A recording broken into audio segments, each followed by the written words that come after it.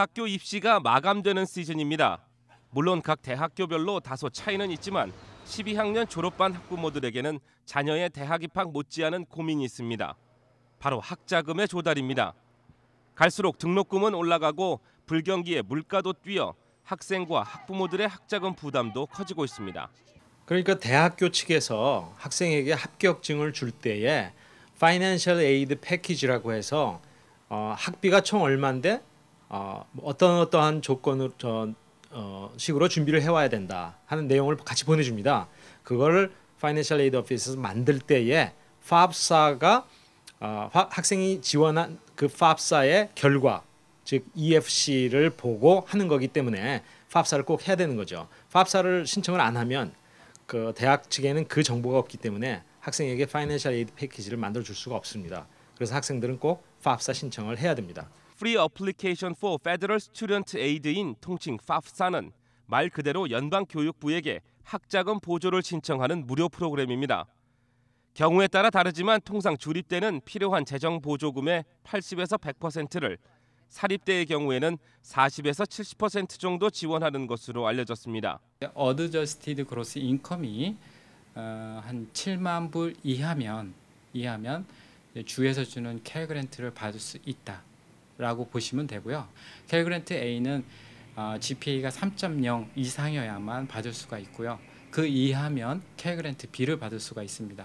자격 요건들이 각각 존재하지만 결과적으로 신청자 가정의 연소득을 토대로 한 적정 수준의 지원 규모를 결정하게 됩니다. 대학을 다니는 동안 소비되는 등록금과 주거비, 책값 등 필요한 모든 경비에 합계해서 각 가정의 재정 상태를 고려해 계산된 가정 분담금을 뺀 금액이 대부분의 재정 보조금입니다.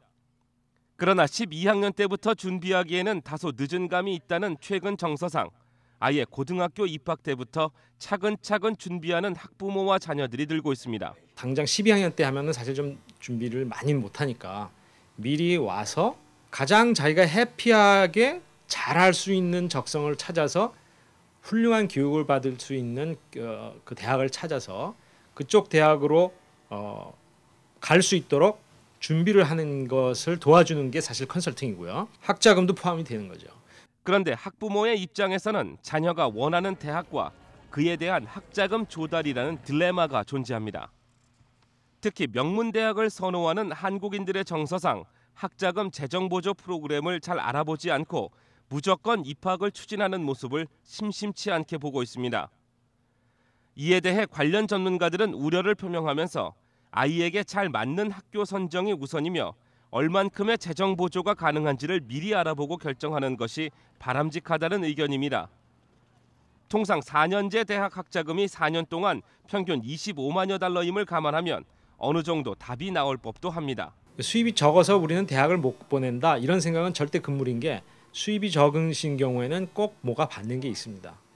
그러니까 힘들수록 꼭 하셔야 되고 특히 사립대학을 지원을 하실 때 나는 힘들어서 애를 유시에 보내야 돼 이렇게 생각하시는 분이라면 꼭 사립대도 지원을 하셔야 돼요.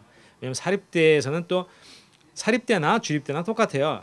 EFC가 넘어가는 부분은 어떻게 파이낸셜 에이드 패키지로 채워주려고 하기 때문에 다 지원을 해놓고 어느 쪽이 더 나한테 유리한지를 비교해 보실 필요가 있어요. 어떤 경우에는 사립대학교에서 돈을 더 많이 주는 경우가 있어요. 현재 대학 입학을 비롯해 FAFSA 등의 신청도 온라인으로 가능합니다. FAFSA는 1월 1일부터 신청할 수 있으며 3월 2일에 마감됩니다. 그러나 될 수 있으면 2011년도 세금 보고를 빨리 해 FAFSA를 신청하는 것이 좋다는 분석입니다.